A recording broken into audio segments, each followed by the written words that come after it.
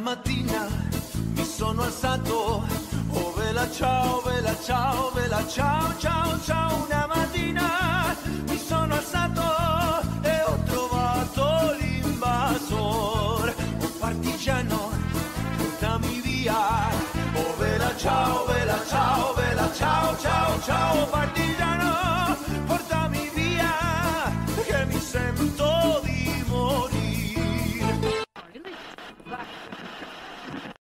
A seus postos, Aliança Rebelde, que vai começar o Desnazificando, seu podcast quinzenal e de iniciativa totalmente feminina, realizado pelas coordenadoras do Núcleo de Estudos e Pesquisas sobre Autoritarismo e Totalitarismo da UFMG. Nesse espaço, iremos falar sobre pesquisa, educação, nazismo, século XX e o que mais ner na telha. Então, peguem seus cafés que a gente já vai começar. Aqui quem fala é Bárbara Deotti. Aqui é a Ana Viana. E aqui é a Maria Visconti. E nesse primeiro episódio do Desnazificando, a gente vai falar sobre o tema que dá o nome a esse podcast, a desnazificação. O que é desnazificar? O que foi a desnazificação? Se ela foi eficiente, se cumpriu seu propósito, como foi que ela aconteceu? Quais os objetivos dos aliados no pós-Segunda Guerra Mundial ao tentar desnazificar uma Europa destruída? Então vamos abordar todas essas questões.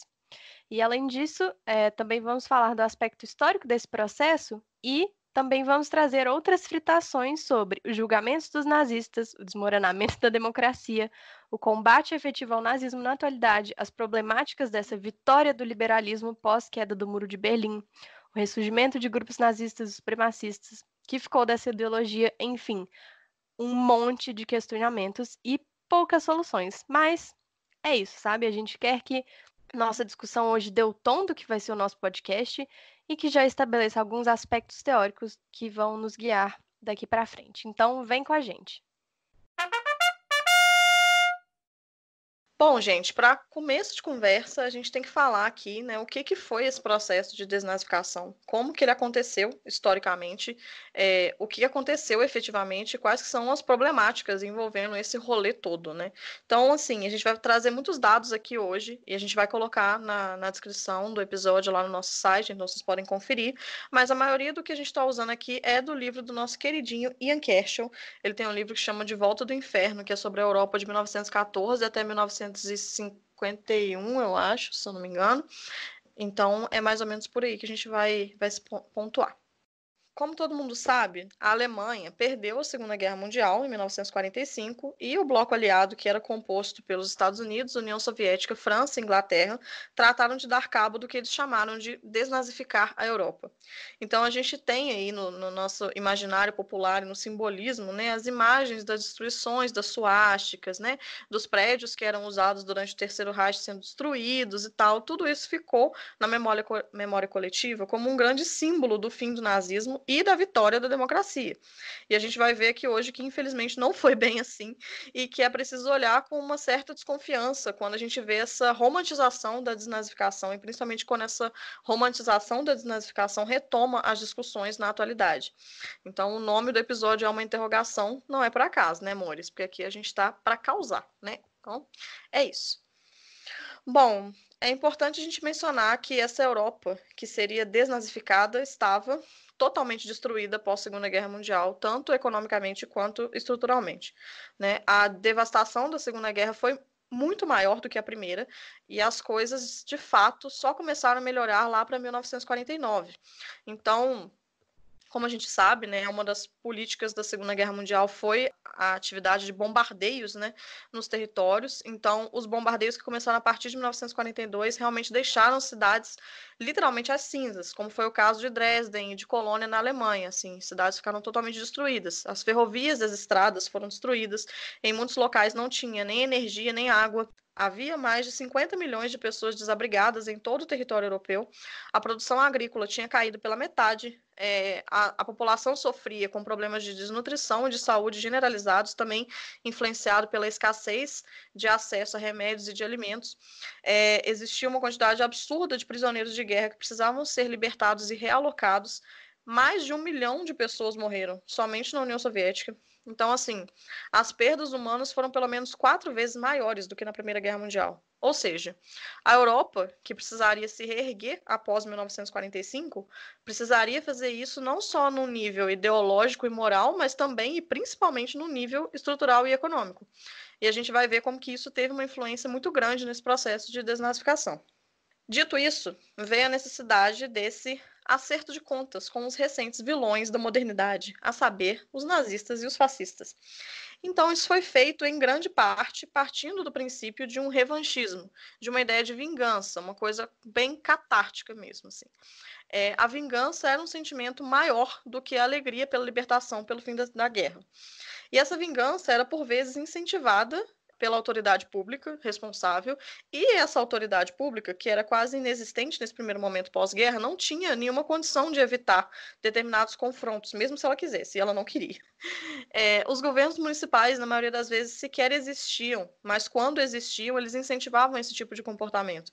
Então, prisioneiros de campo de concentração, ex-prisioneiros, né, sobretudo, eram incentivados a se vingar dos seus algozes. Centenas de desalojados ou de ex-prisioneiros de guerra que haviam sido escravizados saqueavam lojas e surravam e matavam civis alemães. Isso era um comportamento comum. Então, esse tipo de situação aconteceu tanto na Europa Oriental quanto na Europa Ocidental, com um destaque de mais de 12 mil assassinatos na Itália, sobretudo de fascistas. Todos sabemos, né, o fim que teve Mussolini, né? A gente tem essa imagem aí do Mussolini pendurado, todo mundo sabe. Então, foi bem por aí esse processo de vingança, né? Na França, foram mortos cerca de 9 mil ex-adeptos do regime autoritário de Vichy, mulheres entendidas como colaboradoras por se deitarem com o inimigo, entre aspas, sofriam, principalmente na Europa Ocidental, com a fúria e com a represália de comunidades inteiras. Então, elas passaram a ser vistas como párias sociais e eram humilhadas em público. Na França, Itália, Holanda e Dinamarca, essas mulheres tinham seus cabelos cortados, eram obrigadas a se despir e tinham excrementos passados em seus corpos. 20 mil mulheres foram submetidas a essa degradação na França, só para a gente ter uma ideia em questão de números, de como que isso é uma coisa bem complicada. Um outro dado que eu acho que é bem curioso, né? A gente esperava-se, né, que os judeus tivessem se livrado dos tormentos após a guerra, mas na verdade o que aconteceu é que nesse momento pós-guerra continuaram existindo pogroms, ou seja, ações violentas contra os judeus, e eles continuaram sendo alvo dessa violência, desses atos antissemitas. Apesar do Holocausto, ainda existia muitos traços de antissemitismo em muitas regiões, como foi no caso da Polônia. E isso é até curioso, porque naquele documentário do Claude Lanzmann, da década de 70, o Shoah, ele faz uma série de entrevistas com a população polonesa e ele retrata como que esse antissemitismo ainda era perceptível ainda na década de 70. Então, realmente essa questão ainda não tinha sido resolvida, apesar do fim da guerra e apesar de todos os horrores do Holocausto. Os judeus, então, buscaram um novo lar na Palestina, saindo em massa da Europa, o que gerou uma série de outras problemáticas com a fundação do Estado de Israel, mas isso é tema aí para outro podcast. Bom, o que ficou desse período, né, todas essas questões que a gente está falando aqui, foi uma identificação direta e inquestionável entre ser alemão e ser nazista. Então, como bem lembra a nossa amada Hannah Arendt, se todo alemão é nazista, desde Lutero até Hitler, a gente tem um problema gravíssimo no quesito de julgamento. Afinal de contas, se todo mundo é culpado, ninguém é culpado.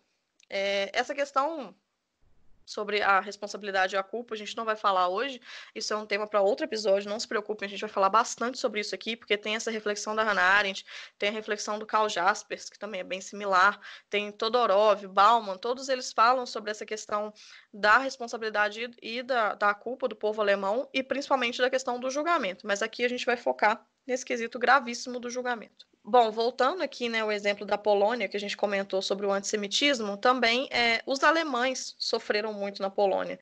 Então, assim, entre 500 e 700 mil alemães foram roubados, estuprados, espancados e expulsos de suas casas.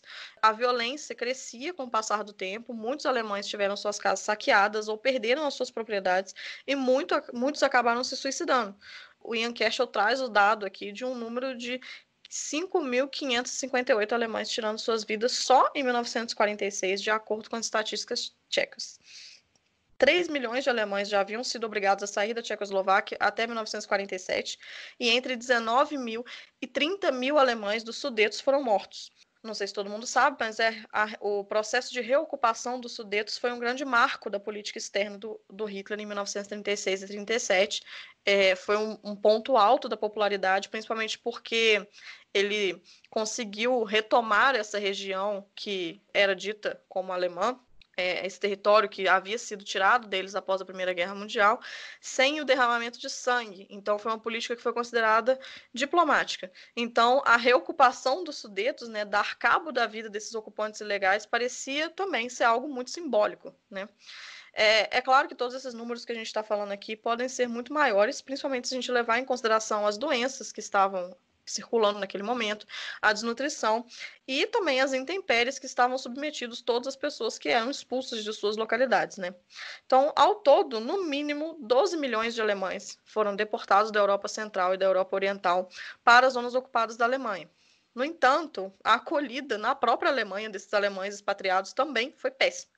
Então, assim, mesmo se a gente for otimista, pelo menos 500 mil de alemães perderam suas vidas de uma forma ou de outra durante essas expulsões, né, desse processo de reorganização, e pelo menos 1,5 milhão a gente não sabe o que aconteceu. Então, assim, muitos também foram levados para campos de prisioneiros soviéticos, não saíram com vida de lá. Muitas pessoas a gente realmente não tem registro do que aconteceu depois. Então, assim, os números são realmente bem alarmantes. Após essa primeira onda de ódio, né, os canais estatais começaram a tentar controlar um pouco esses clamores por justiça. Então, em locais onde havia algum nível de confiança na capacidade dos governos recém-formados, essa reforma aconteceu de maneira mais rápida. Então, teve o expurgo dos antigos colaboradores do serviço público, a prisão, o julgamento e a punição desses inimigos, e logo a situação tendeu-se a se tranquilizar com mais facilidade. Como haviam muitos membros da resistência nesses novos governos, né, isso conferiu uma legitimidade, uma confiança nesse processo por parte da população, né? Então, a população, nesse momento, já estava cansada, né, e querendo muito a volta de uma certa normalidade. Então, a população, de maneira geral, tentava contribuir, né, com essas autoridades quando elas tentavam fazer esse trabalho. Porém, onde não tinha essa confiança nos novos governos, esse processo demorou muito mais, né? E a violência também tardou muito de ser controlada, como foi o caso em grande parte da Europa meridional e oriental. Nesses locais, esses novos governos utilizaram desse momento também para angariar apoio popular e para fazer com que as pessoas acreditassem que eles agiriam com eficiência contra criminosos de guerra e colaboradores. Então, aqui a gente já percebe uma noção política muito importante desse processo de tentativa de apaziguamento, né? Bom, e pensando nessa questão desses governos recém-formados, né, essa tentativa de controlar esses clamores por justiça, uma das alternativas era realmente o julgamento e a punição dos inimigos, né, julgamento e punição dos colaboracionistas. Então, o problema nisso é que mesmo que muitas pessoas fossem de fato presas e levadas a julgamento, boa parte seguia sendo acusada de delitos leves, ou foram soltas com rapidez, ou receberam anistia dentro de pouco tempo. Então, no final das contas, a gente teve poucas sentenças de morte ou de prisão mais longa. Então, assim, esse processo de julgamento das pessoas, principalmente das pessoas que estavam no funcionalismo público, foi uma questão muito complexa, porque servidores públicos e policiais que estavam diretamente ligados nos episódios de trabalhos forçados, na deportação e aprisionamento dos judeus, nas represálias com a resistência, em sua maioria se safaram com muita facilidade. Um caso muito curioso é o da Áustria, um local que tinha 14% da sua população, ou seja, 500 mil de pessoas, como membros ativos do Partido Nazista e possuía um acervo enorme de nazistas e de criminosos austríacos, mas que conseguiu se apresentar como apenas uma vítima da ocupação alemã no final da Segunda Guerra Mundial. Esse também foi o argumento da França, que inclusive mobilizou o discurso da resistência após a Segunda Guerra, inclusive, né, que a gente usa dentro da historiografia, muitas vezes, resistência com R maiúsculo para falar da resistência francesa à ocupação alemã e resistência com R minúsculo para falar de todas as outras formas de resistência, também similar ao que a gente faz com revolução, né? Revolução com R maiúsculo para falar da Revolução Francesa e com R minúsculo para falar de outras revoluções. Mas a gente sabe muito bem, hoje em dia, né, que a França não foi tão resistente assim, e que o que mais tinha por lá era colaborador. Mas a França também, assim como a Áustria, foi um local que mobilizou esse discurso, né, da ocupação no pós-Segunda Guerra Mundial. Eu acho que é importante a gente ter em mente um argumento do Ian Kershaw, que eu vou citar ele aqui. Em todos os países, a normalização do funcionamento do Estado teve prioridade sobre a punição e retaliação por comportamento durante a guerra, a não ser nos casos mais gritantes. Ou seja, era mais importante que a Europa voltasse a se estabelecer do que efetivamente punir esses criminosos. Então, por motivos óbvios, a Alemanha foi o caso mais complexo de todos, né? E aí a gente entra numa seara complexa aqui. Após a Conferência de Potsdam, que ocorreu entre 17 de julho e 2 de agosto de 1945, ficou decidido entre os presidentes desse bloco aliado, né, o Truman dos Estados Unidos, o Churchill da Inglaterra e o Stalin da União Soviética, que não eram presidentes, né, mas enfim, os governantes, né, principais dos países. Nessa Conferência de Potsdam ficou decidido os passos da ocupação aliada na Alemanha. Essa ocupação tinha 4 objetivos principais: a desmilitarização, a desnazificação, a democratização e a descartelização. Nessa conferência também, além disso, foi decidido os acordos de indenização, a reversão de todas as anexações alemãs pós-1937, ou seja, pós esse período diplomático do Hitler que eu comentei. Ficou decidido também a separação da Alemanha com a Áustria, a divisão da Alemanha entre os aliados e entre a Alemanha Oriental, controlada pela União Soviética, e a Alemanha Ocidental, que era controlada no sudoeste pela França, no noroeste pelo Reino Unido e no sul pelos Estados Unidos. Um dos outros marcos da Conferência de Potsdam foi a decisão de expurgar os nazistas da Alemanha e julgá-los. Para que a Alemanha pudesse desempenhar qualquer papel positivo na Europa após a Segunda Guerra, o que era uma coisa muito importante nesse momento, ela precisaria se reconstruir como uma democracia e efetivamente julgar esses criminosos. E aqui é hora de falar do meu tema de pesquisa de doutorado, o famoso julgamento de Nuremberg, um mar de lixo de Chernobyl, que nós vamos começar a falar aqui neste momento.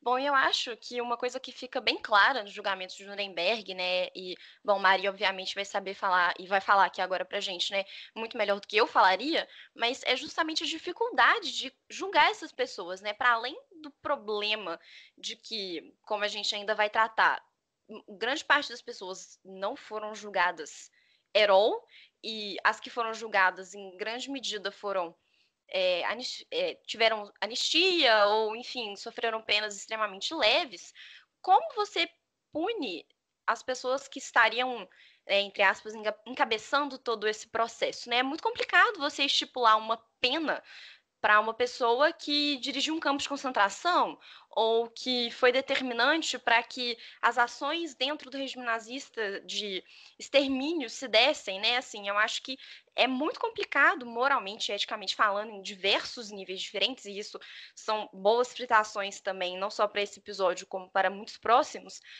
de que maneira você consegue fazer isso de uma forma justa. Porque, como a Maria provavelmente vai abordar, os julgamentos de Nuremberg não deram lá muito certo. E não só no sentido de não penalizar as pessoas, mas também no sentido de como você faz isso de uma maneira justa. Existe maneira justa de você julgar esses nazistas, de você julgar estes perpetradores? De que maneira você, enquanto, né, uma pessoa que não esteve dentro de todo esse processo, consegue estabelecer os parâmetros, entre aspas, adequados para esse tipo de julgamento, né? Eu acho que são questões muito complicadas e que a gente realmente não tem resposta para elas ainda, né? Eu acho que fica aí como mais reflexão mesmo, né? E eu acho que é algo que fica bem claro nos julgamentos de Nuremberg, né? Porque a gente vai ter ali 4 crimes em questão, que são categorias que foram criadas especificamente para esse julgamento, mas que são mobilizadas de uma maneira que, não sei, eu acho que a gente talvez não tenha, né, as melhores condições aí para estar dizendo se foram feitas de maneiras adequadas ou não. Sim, e aí entra a questão também de que como que você coloca uma punição adequada para o crime, né? Porque pensando no sentido jurídico mesmo da coisa, né? Tipo assim, uma pessoa que foi responsável por deportar e levar ao extermínio milhares de pessoas, você simplesmente... Tipo, qual que é a punição máxima para isso, né? Que a gente tem na nossa sociedade atualmente, inclusive, né? A pena de morte. Mas isso efetivamente Tipo assim, essa punição é compatível com esse crime, né? Assim, será que vai resolver? Será que é suficiente? Para as vítimas, a gente sabe que não é, né? Inclusive, essa é toda uma questão nesses julgamentos, né? Tipo, como que as vítimas não se sentiam representadas pelas sentenças que estavam sendo dadas, mas assim, efetivamente, qual que era a sentença que seria, né, minimamente justa? Não sei se tem como, né? Realmente é uma questão. Não estou dizendo, obviamente, né, que essas pessoas não deviam ser julgadas, não deviam morrer e tal, mas é só que, assim, realmente foi um marco na nossa história jurídica, inclusive, né? Assim, o povo no direito estuda o julgamento de Nuremberg até hoje, porque realmente foi uma coisa muito complexa no sentido legal da coisa. Até porque essa categoria que foi criada, essas 4 categorias, eles foram julgados de 4 categorias, como a Ana falou, né? Crimes de guerra, crimes contra a paz, crimes contra a humanidade e crimes de conspiração. Né? O crime de conspiração tem toda uma problemática envolvendo que foi só os Estados Unidos que queria essa categoria, né, de crime de conspiração, mas a gente não vai falar sobre isso hoje, porque a gente vai ter um episódio só para falar do julgamento de Nuremberg. Mas, assim, essa categoria crimes contra a humanidade é uma categoria nova, né? Então, tem toda uma problemática de como que você vai julgar pessoas por crimes que, na época que elas estavam cometendo, não eram definidos como crime ainda, né? Enfim, toda uma questão. Não, justamente, né? E também pensando no sentido jurídico mesmo de uma reparação, é impossível você fazer uma reparação histórica para isso, né? Tal qual a escravidão, não existe, né? É impossível, assim. Não tem como a gente mensurar os danos que foram feitos contra uma determinada população, contra determinados grupos de pessoas, né? Então, assim, é realmente uma questão muito complexa, de não só em termos históricos, mas em termos legais mesmo, né? Pensando aí no direito. Mas, bom, a gente já deu uma fritada aqui. Então, Maria, por favor, faça as honras de explicar o que aconteceu de fato nos julgamentos de Nuremberg, por que a gente está aqui, né, colocando todas essas questões, né, e debatendo, assim, né, algo que a gente vai com certeza debater mais para frente, né, em algum episódio para falar só disso. Mas então, o que aconteceu?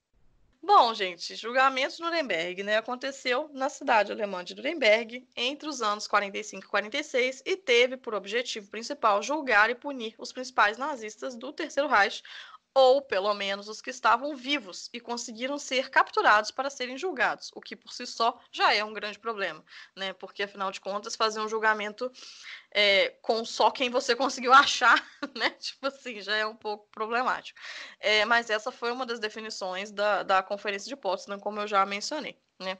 Nuremberg, de fato, foi um grande marco na história contemporânea e incorporou, né, muitos desses ideais propostos na campanha de desnazificação. Como eu falei, teremos um episódio só sobre isso, mas, brevemente, o que a gente pode dizer é: dentro dos julgamentos de Nuremberg existiam não só os membros do alto escalão do partido, dentre eles acho que o mais proeminente é o Hermann Göring, mas também tinham outros membros que eram bem abaixo da cadeia de comando, que tinham diferentes graus de inserção na cúpula decisória, mas que parecia que tinham relevância suficiente para serem julgados. Em Nuremberg foram julgados efetivamente 21 homens. O Martin Bormann foi julgado em absente, e dos quais 11 foram condenados à morte por enforcamento, 3 foram condenados à prisão perpétua, 2 foram condenados a 20 anos de prisão, 1 foi condenado a 15 anos de prisão e 1 foi condenado a 10 anos de prisão e 3 foram considerados inocentes. Desses condenados à prisão, que eu citei, apenas poucos cumpriram a pena toda. Um deles, acho que o mais proeminente que a gente tem para falar, é o Albert Speer, o arquiteto do Hitler, e conhecido como arquiteto do Hitler, né, mas ele era muito mais coisa ele era ministro dos armamentos e tudo, que escreveu vários livros depois, enfim. A grande questão é que muitos desses nazistas estavam sendo julgados muito mais pela representatividade da categoria do que necessariamente pelos crimes individuais deles, né? Uma vez que Nuremberg também estava julgando as organizações do Partido Nazista. Então estava sendo julgado o gabinete do Reich, a SS, a SA, a SD, as lideranças das Forças Armadas, a Gestapo. Então, assim, muitos estavam ali como um representante da categoria e que não necessariamente eram muito importantes ali dentro do partido, né? Então, assim, a gente tem, por exemplo, o caso de um nazista que trabalhava no Ministério da Propaganda, o Hans Fritsch, que foi julgado porque, na verdade, o Joseph Goebbels tinha se matado. Então, não tinha ninguém para ser julgado pensando na categoria propaganda. Então, pegaram o Julius Streicher, que era o caso mais dramático, né? Porque era um antissemita muito... Escrevia para o jornal Der Strömer e tudo. Era um antissemita muito fanático mesmo, assim. Então, como representante desse antissemitismo. E aí tinha o Hans Fritzsche, que estava lá sendo julgado pela representatividade dessa questão, né? Além disso, assim, Nuremberg foi, de fato, um marco por ter sido o primeiro dessa série de julgamentos, né? Então, assim, depois de Nuremberg a gente teve uma série de julgamentos que continuam até os dias atuais, inclusive, mas os que mais se destacam, eu acho, assim, na minha percepção e também na memória popular, são os 12 julgamentos que foram realizados pelo governo americano entre 1946 e 1949, que não foram feitos em corte internacional. E aí isso é um ponto importante, porque Nuremberg foi um julgamento feito em corte internacional, apesar de seguir mais ou menos os trâmites de um julgamento estadunidense, mas esses outros 12 julgamentos que foram feitos pelo governo americano não foram em corte internacional. E aí foram julgados os médicos, os membros da SS, militares, burocratas, industriais, enfim, cada um desses julgamentos é de uma categoria, digamos assim, profissional, né?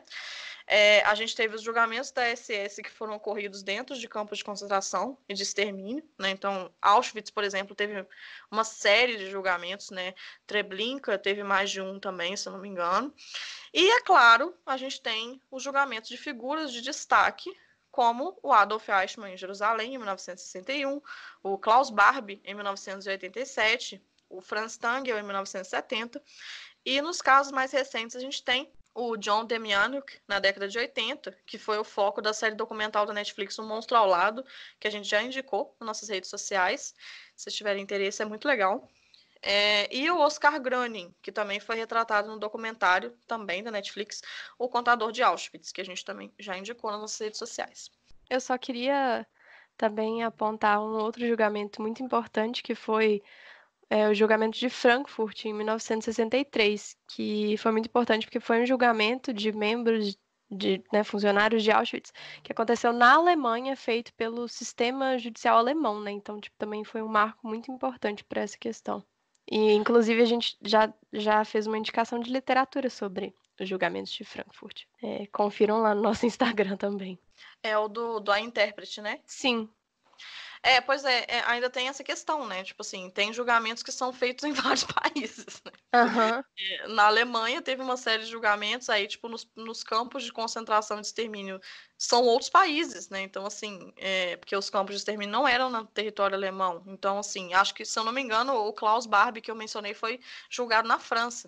Então, assim, teve julgamento em tudo quanto é lugar, né? Então também entra toda uma questão jurídica da coisa, né? De como que esses países estão levando esses julgamentos a partir dos seus sistemas jurídicos, né? Sim, isso pode influenciar muito o resultado de julgamento, né? Quantas pessoas vão ser condenadas, a que elas vão ser condenadas, né, etc. Então essas questões são realmente muito complexas. Sim. E a grande questão é que, assim, levar essa galera, né, esses grandes figurões do nazismo a julgamento nem era o maior dos problemas, assim, né? Os aliados demoraram a chegar num acordo sobre como levar esse julgamento adiante, porque para o Churchill, ele queria que os nazistas fossem fuzilados assim que eles fossem detidos, o Stalin preferia que eles fossem julgados antes da execução, mas que eles fossem executados, e os Estados Unidos queriam um processo legal, formalizado, onde existiria uma pretensão, e aqui é bem importante falar pretensão, de inocente até que se prove o culpado. Então, assim, estrategicamente também já foi meio que decidido que alguns casos seriam considerados inocentes para dar uma pretensão de um julgamento efetivamente justo, né?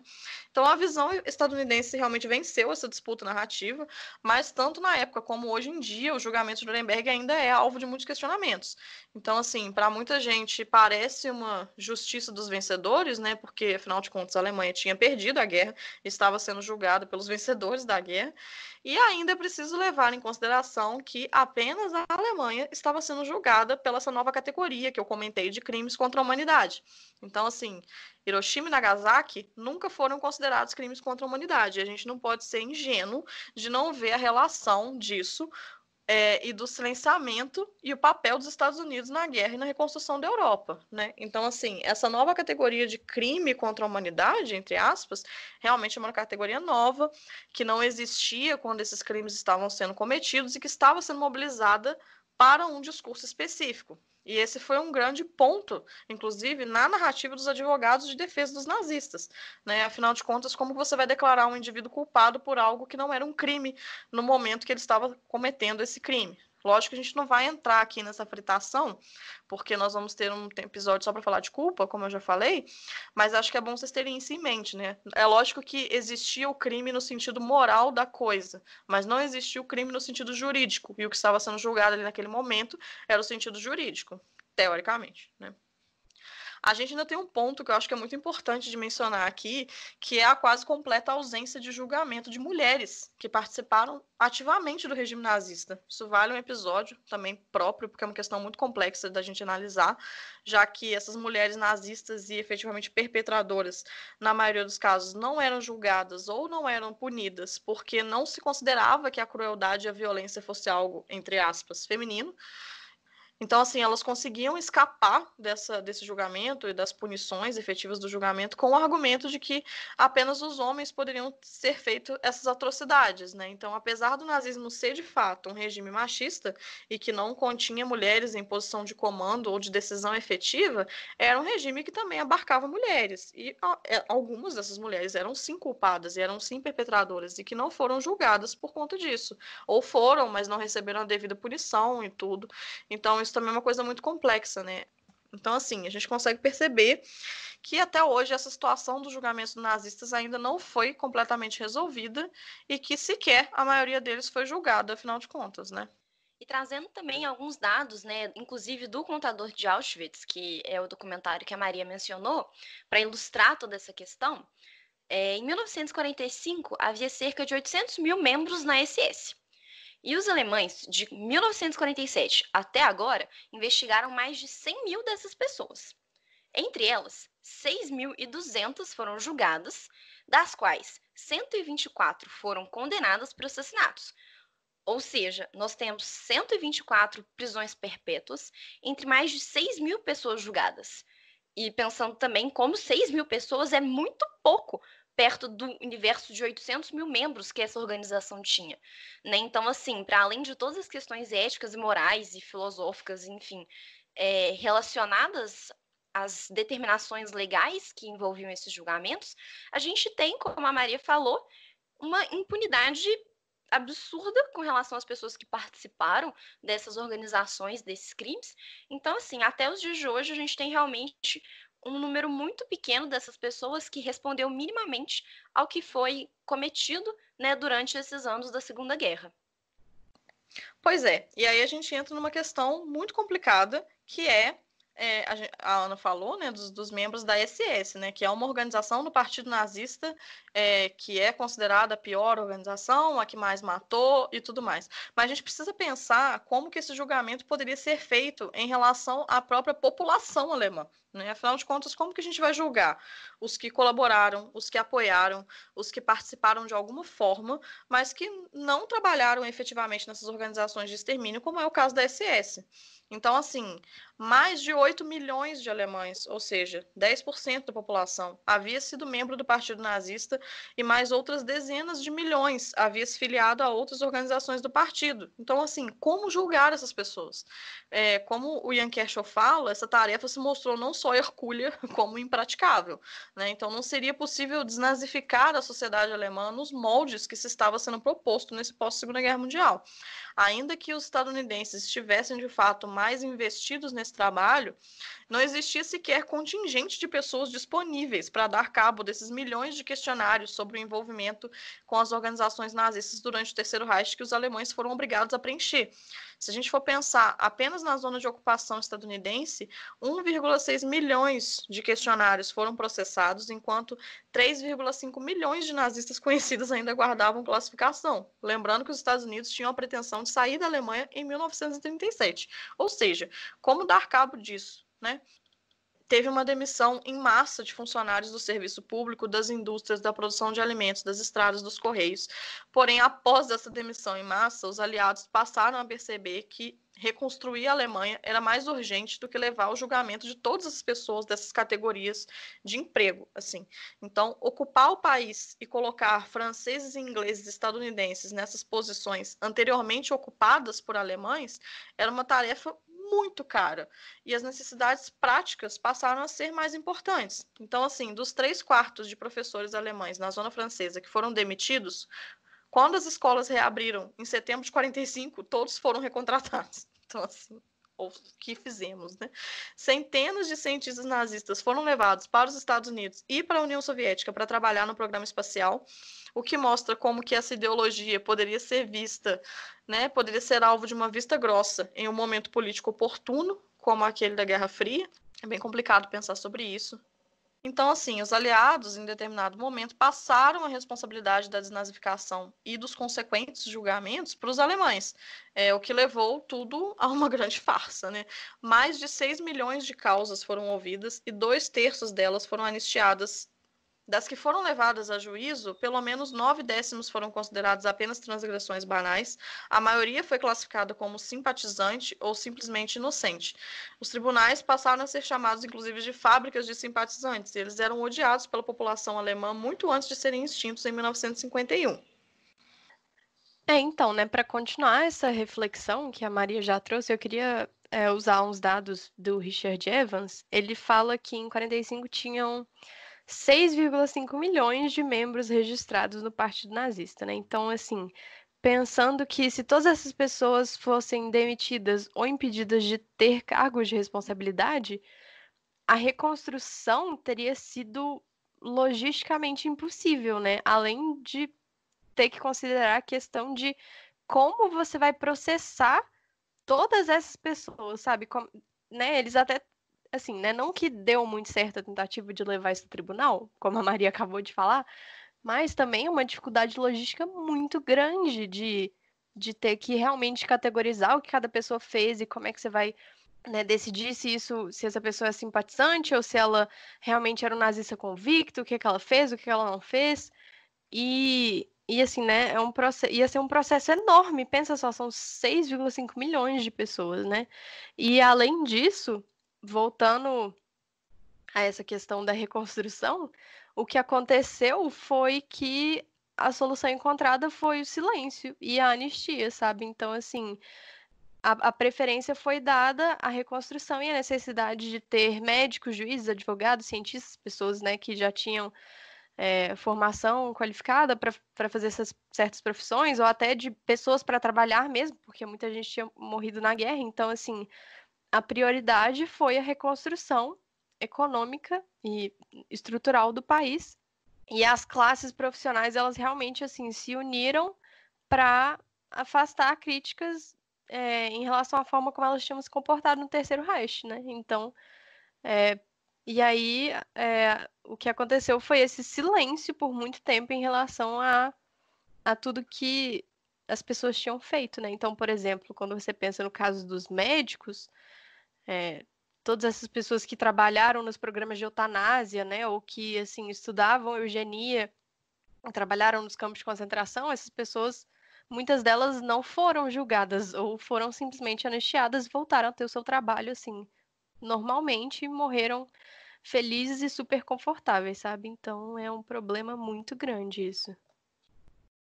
Até tem uma citação muito boa do Ian Kershaw que eu acho que é interessante para a gente concluir essa parte, que é, citando ele aqui, o fracasso da desnazificação refletiu não só a crescente impopularidade dos procedimentos processuais, a rejeição generalizada de culpa coletiva por crimes nazistas e os ajustes pragmáticos a necessidades administrativas numa situação política em rápida transformação.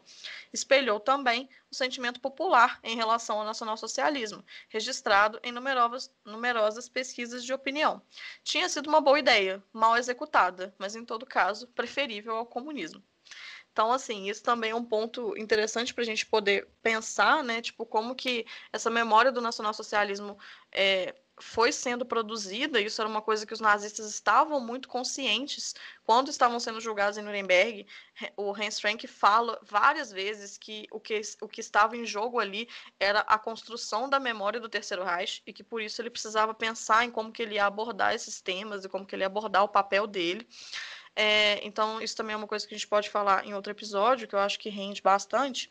Mas, assim, o desejo de vingança e esse revanchismo, né, como a gente já falou, foi apagado muito rápido pelos esforços de longo prazo de reconstrução social e política, como a Bárbara falou, né? Então, o Ian Kershaw, inclusive, fala, né? Essa justiça natural, né, quase que animalesca, precisava subordinar-se à política. Então, o futuro tinha mais importância do que uma retificação completa do passado. A amnésia coletiva era o caminho para avançar. O Ian Kershaw fala. Então, acho isso muito bom também. Então, assim, falamos isso tudo para dizer o quê? Que o Ocidente foi complacente porque queria reconstruir a Europa e isso era mais importante do que punir os fascistas. E por reconstruir, eu quero dizer democratizar a Europa.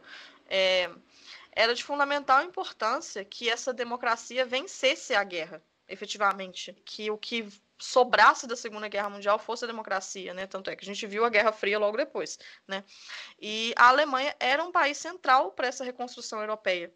Então, com o surgimento da Guerra Fria, a desnazificação ficou ainda mais distante no horizonte. Então, uma reflexão que eu fiz ao longo da minha pesquisa é que a Primeira Guerra Mundial acabou com um tratado, que foi o Tratado de Versalhes, que basicamente foi a causa de todos os males, de acordo com os nazistas, né, onde a Alemanha perdeu o território, teve que pagar a indenização e tudo. Foi visto como uma grande chacota e uma grande vergonha nacional. Então, a Primeira Guerra Mundial acabou com um tratado, mas a Segunda acabou com um julgamento. No entanto, esse julgamento não significou uma mudança na mentalidade ou sequer um apagamento da ideologia nazista. Muito pelo contrário, ela só jogou essa ideologia para baixo do tapete. Então, não é de se espantar que hoje a gente tem um ressurgimento desses grupos extremistas. Afinal, não é um renascimento se não houve morte, não é mesmo? Se essa ideologia não morreu, ela não está renascendo, ela apenas está ressurgindo para a superfície. E aí é um ponto tenso.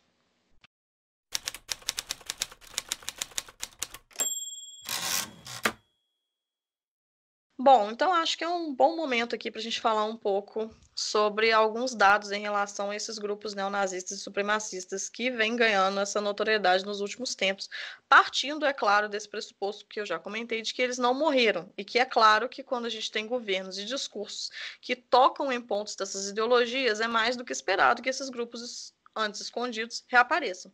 Afinal de contas, né, meus amigos, se o presidente acha e incentiva, inclusive, que matar um grupo de pessoas é algo aceitável, justificável e tudo mais, por que se esconder, não é mesmo? A violência, quando é permitida e incentivada pela maior autoridade do país, nos surpreende, mas não deveria. Quando começaram a aparecer suásticas nos Estados Unidos após a eleição do Trump e no Brasil após a eleição do Bolsonaro, não foi porque esses grupos simplesmente surgiram naquele momento e se aproveitaram daquela situação. Eles sempre existiram, mas naquele momento eles se sentiram legitimados. Eles sentiram que as suas vozes seriam ouvidas, que os seus atos seriam permitidos e que finalmente os seus desejos seriam atendidos. E nos discursos desses governantes, dessas autoridades, elas dão o tom do que pode ser feito e do que é incentivado, o famoso dog whistle, que foi uma coisa muito recorrente na época da eleição do Trump. Então não dá para dizer que a gente não avisou, não é mesmo? Pois bem, minhas queridas e queridos ouvintes, de acordo com a Southern Poverty Law Center, que é uma organização não governamental que monitora movimentos radicais divididos em categorias como supremacia branca, de ódio, neonazistas, neoconfederados, skinheads, separatistas negros, antimuçulmanos e milícias antigovernamentais, existem atualmente quase 1.000 grupos extremistas em atividade nos Estados Unidos. Então, retomando aí o que a Maria falou, não é de se ficar surpreso. De acordo com a organização, são 917 grupos radicais regionais ou nacionais que estão se movimentando no país. E além de fazer esse monitoramento de atuação desses grupos, a SPLC denuncia e combate as ações realizadas por eles. Bom, e segundo a ONG, depois da eleição do Trump para a presidência, houve um aumento de 17%, número maldito, na ação desses grupos com perfil radical racista ou supremacista. Já que a gente estava falando de nazismo, então, obviamente, nós estávamos falando de uma coisa que começou na Alemanha, mas que não ficou nem um pouco restrita a ela.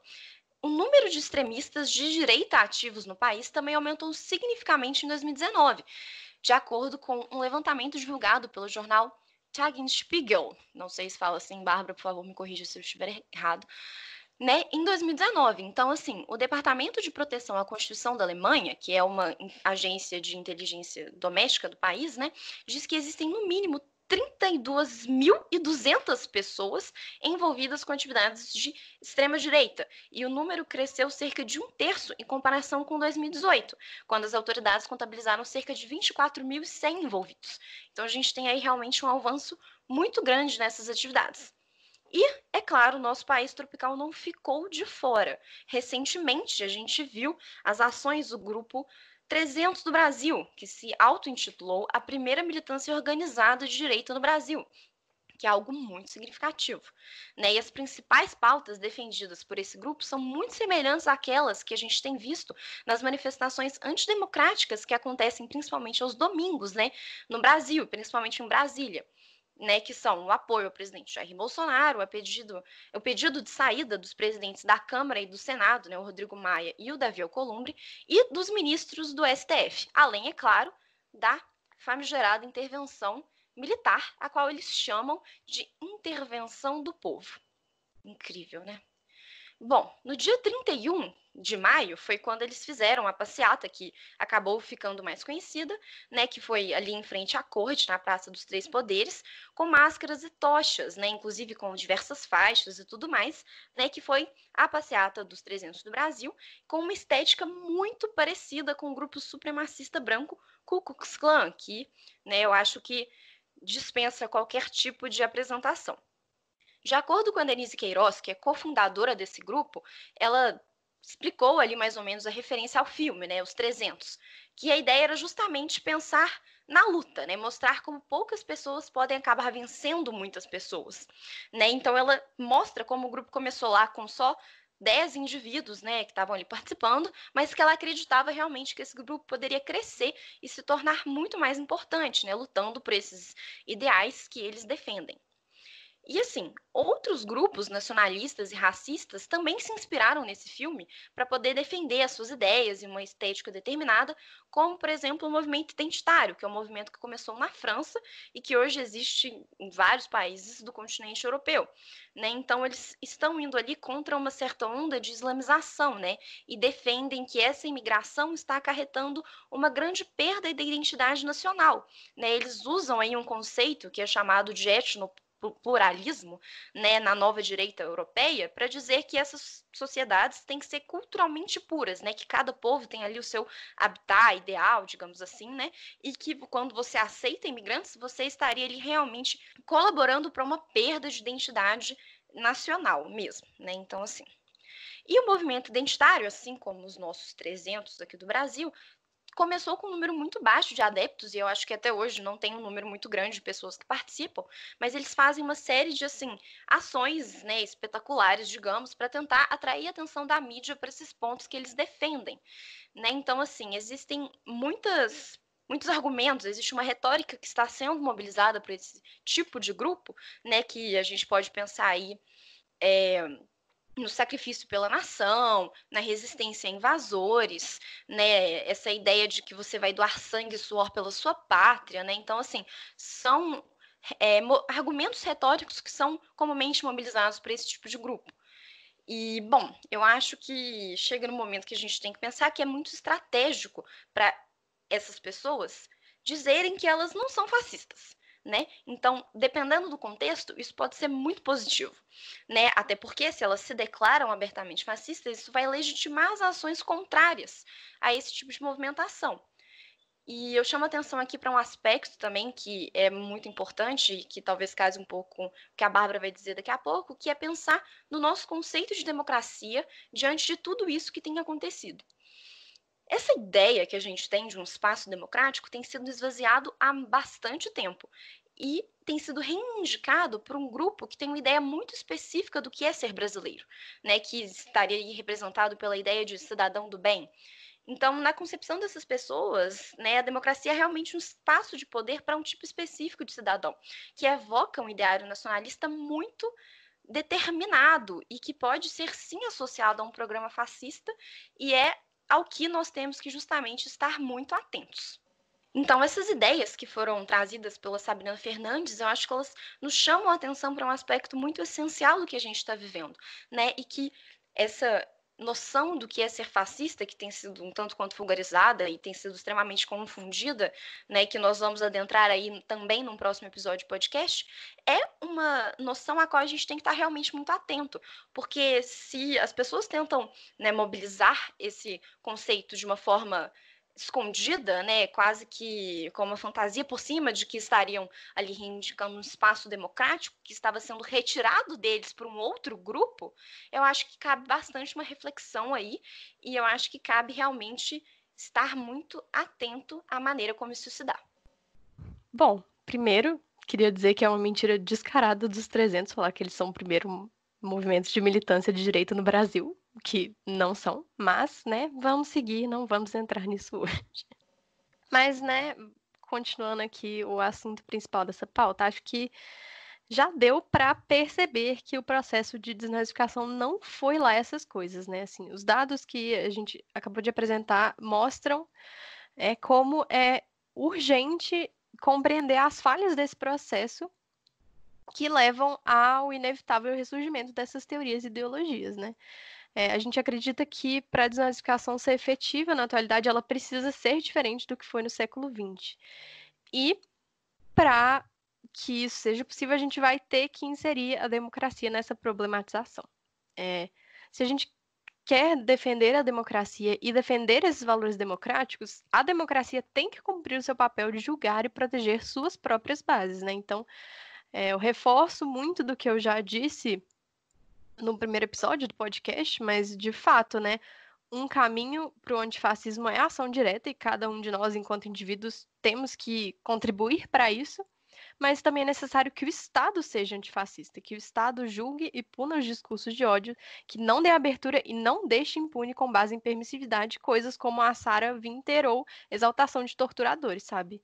E como vocês falaram, né, uma grande questão é que por exemplo, a eleição de certas pessoas autoriza certos discursos, a gente tem que prestar atenção para isso e desautorizar esses discursos, né? Então, assim, por exemplo, uma das ações antifascistas que é justamente de muita importância é justamente retirar a plataforma e não dar voz a fascistas, né? Então, assim, por exemplo, se você dar um soco num fascista que está fazendo um discurso em público, isso é importante, porque da próxima vez que ele for falar, ele vai ter que pensar 2 vezes se ele não quiser apanhar, sabe? Isso é importante, sim.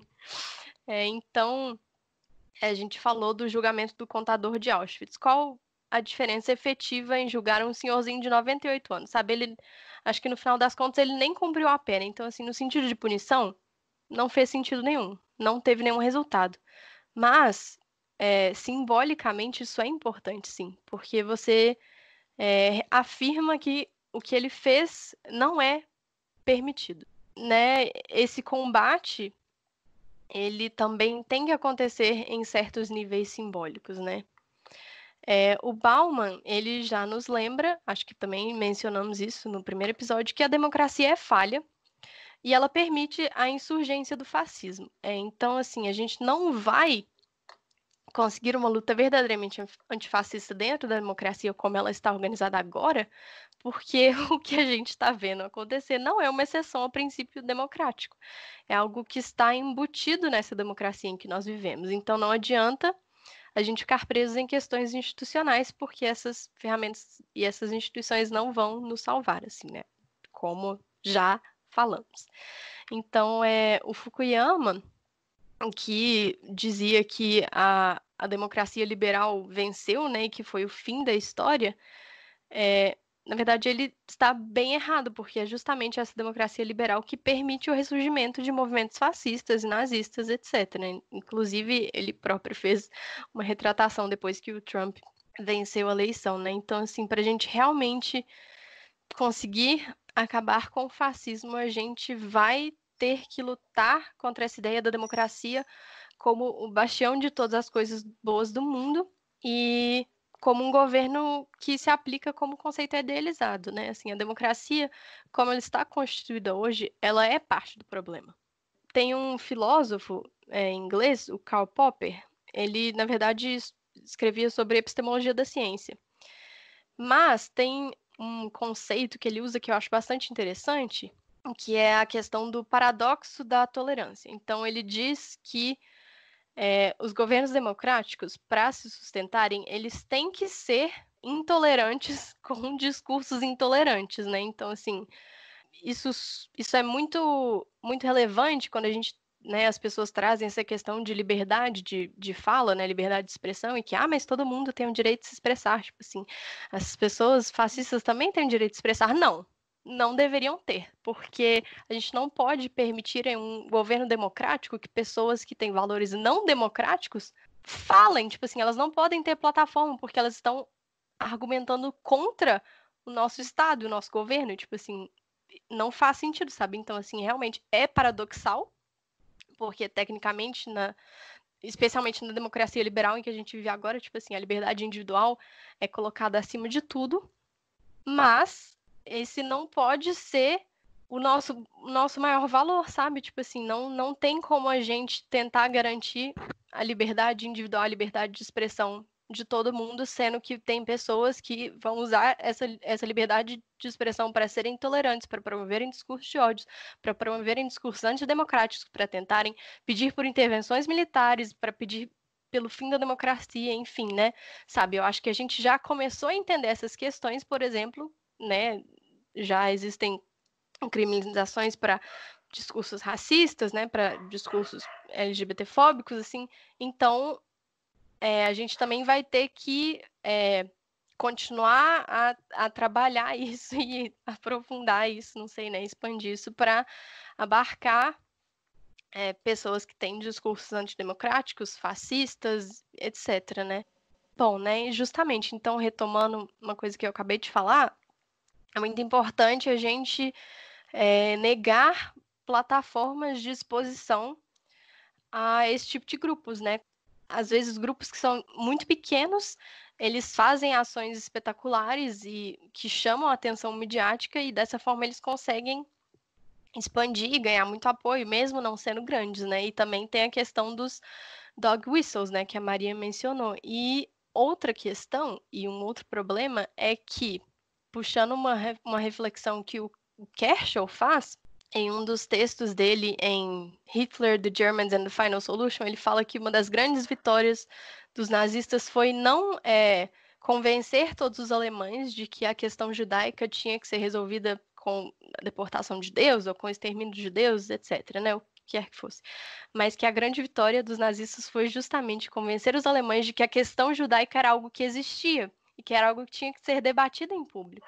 Então, puxando isso para o contexto atual, uma das questões, por exemplo, os 300. O problema não é que eles vão convencer todos os brasileiros de que a gente tem que ter uma intervenção militar para amanhã e acabar com a democracia, mas o problema é que quanto mais exposição esses grupos têm e quanto mais as falas deles são divulgadas, mais permite que a questão de uma intervenção militar seja colocada, por exemplo. Isso já é um problema enorme, né, para a democracia.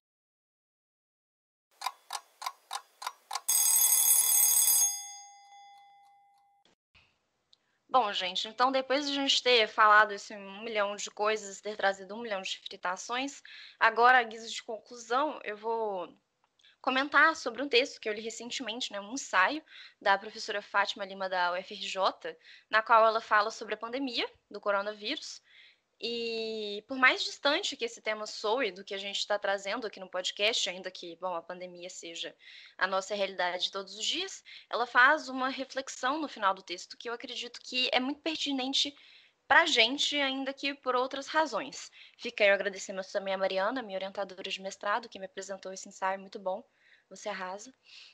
Mas, enfim, de acordo com a Fátima, né, todas as incertezas que esse momento de pandemia nos trazem com relação ao futuro nos mostram a urgência de refletir sobre o tempo e sobre a temporalidade de algumas questões. né, ela vai apontar sobre como ela aprendeu com a intelectualidade negra que o tempo é marcado, antes de tudo, pela atemporalidade da violência racial, que como uma flecha atravessa a tudo e a todos. Então, o pensar no amanhã evoca uma necessidade muito grande da gente encarar o passado como presente e arrancar do futuro aquilo que já está nele depositado. E o que ela está querendo dizer com isso? Bom, se existe ali uma questão que nos é posta, né, e que nos atravessa assim como uma flecha e atravessa todo o tempo, a gente tem que encarar a historicidade de todas essas questões, né, que vem do passado e a gente carrega até os dias de hoje, e que, bom, se vem do passado nós carregamos até os dias de hoje, já é praticamente um fato dado para os nossos dias no futuro, né? Então, o que a gente faz diante disso, né? Ela vai retomar a Silvia Kuzikanki, que apresenta um aforismo do povo aimara que diz o seguinte: olhando atrás e adiante, podemos caminhar no presente e futuro. Pensando sobre essa perspectiva, o passado se apresenta como aquilo que está diante de nós, né? Em muitas línguas indígenas, inclusive, ela afirma que o passado é visto como alguma coisa que está à nossa frente, e o futuro, que nos é desconhecido, está atrás, nas nossas costas.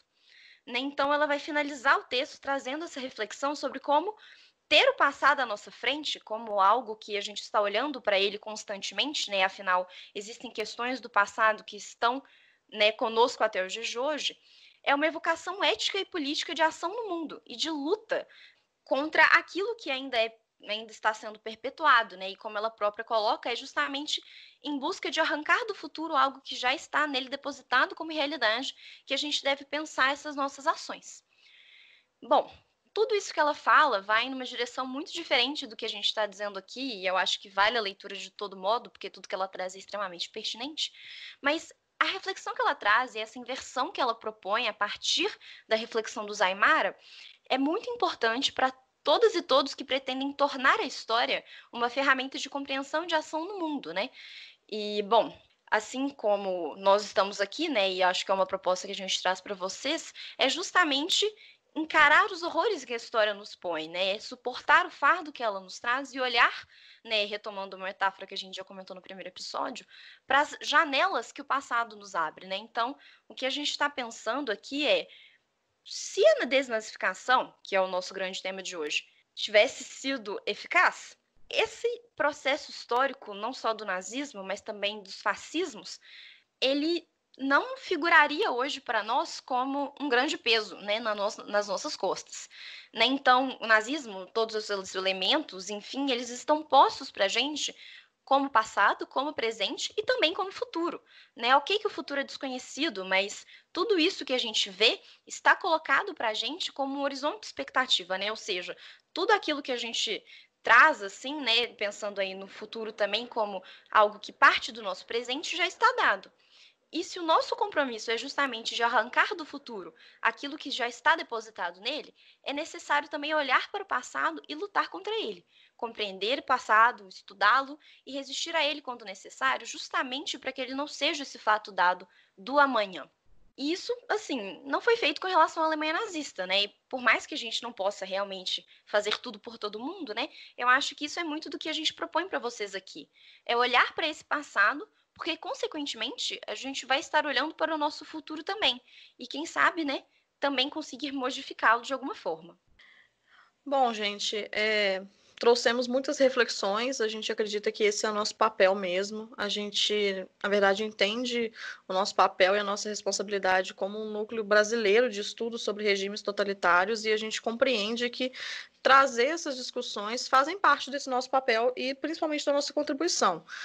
Pensar o nazismo com seriedade e com profundidade é realmente a nossa parcela de contribuição para essas questões. A gente quer se posicionar enquanto um grupo de estudo sobre nazismo, mas também enquanto estudantes, enquanto mulheres, enquanto produtores de conteúdo, enquanto podcasters agora, né? O nosso objetivo é realmente de trazer a perspectiva das nossas pesquisas e dos nossos estudos para fazer com que essas reflexões e com que essa informação chegue cada vez a mais pessoas, né?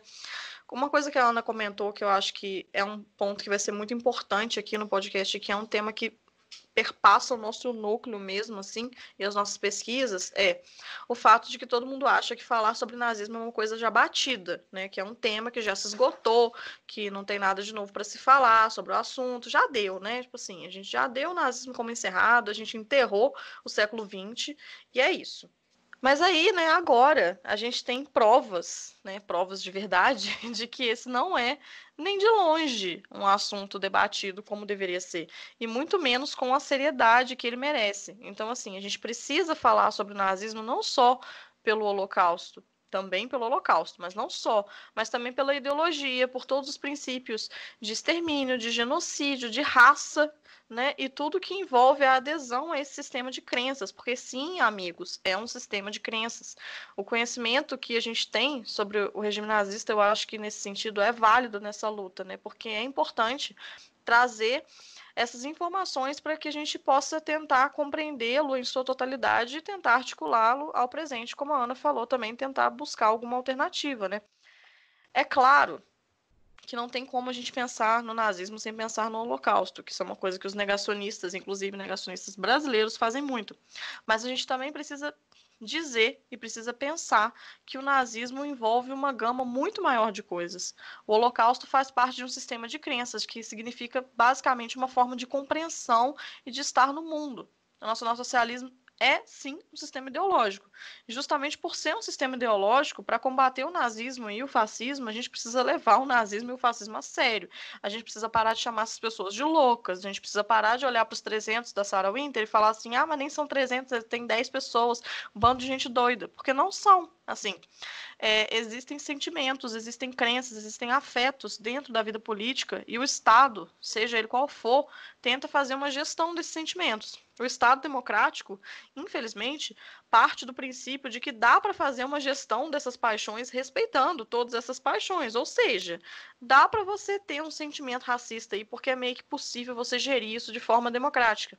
O Pierre Ansart tem um livro incrível que chama A Gestão das Paixões Políticas e ele já alerta nesse livro como que a gente desconsidera absolutamente o papel dos sentimentos e dos afetos na política, porque a gente entende a política como um terreno da racionalidade. E é justamente por isso que até hoje a gente não conseguiu nos aprofundar na compreensão sobre o nazismo, justamente porque a gente desconsidera totalmente o fato dele ser um sistema de crenças que mobiliza a política e mobiliza sentimentos humanos que envolvem pertencimento, ressentimento, adesão. Então, da mesma forma que a crença na democracia e no republicanismo é uma forma de estar no mundo, a crença em um sistema de superioridade racial também é uma forma de estar no mundo. Ainda é óbvio que não é uma forma legítima, é uma forma que a gente tem que lutar contra, mas é uma forma como as pessoas se entendem, a gente precisa levar isso a sério. Então, eu acho que a gente parte muito desse princípio, né? Que a gente precisa entender como os nossos algozes se constroem e não somente as nossas vítimas, né? As vítimas desses sistemas. Por mais que o combate ao nazismo não seja só no campo de ideias, a gente precisa realmente partir para a ação. Acho que foi até uma coisa que eu falei no primeiro episódio, precisa sim bater nos nazistas, mas a gente também precisa combater no campo das ideias, né? Justamente porque são sistemas de valores de compreensão do mundo que competem, e levar isso a sério é o primeiro passo. A partir daí, a gente consegue pensar em formas de lutar efetivamente contra essas crenças que não seja só derrubando suástica e seguindo em frente como se estivesse tudo bem. Né? Como a gente falou no episódio piloto, a gente não vai trazer nenhuma solução para esse problema.